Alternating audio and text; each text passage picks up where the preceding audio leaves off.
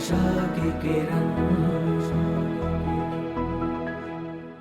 જેમ નારદજી फिर वो अद्भुत प्रसंग लंका गया, રાવણે ભવ્ય સ્વાગત કર્યું.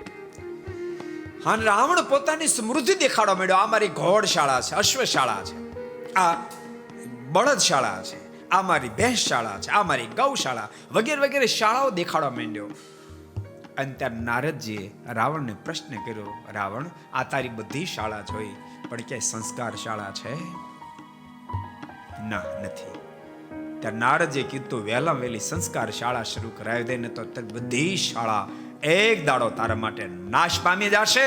આ દુનિયામાંથી ખાલી હાથે તારે પાછું જવું પડશે.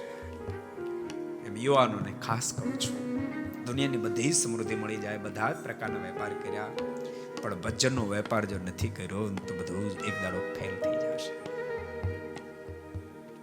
હાડ જલે જેમ લાકડા ने बाल जले जैम घास। आपको पसंद आया हो तो लाइक करें और शेयर करना मत भूलिए। सब्सक्राइब करें सरदार कथा चैनल को और बेल आइकॉन पर क्लिक करना मत भूलिए लेटेस्ट वीडियो सबसे पहले पाने के लिए।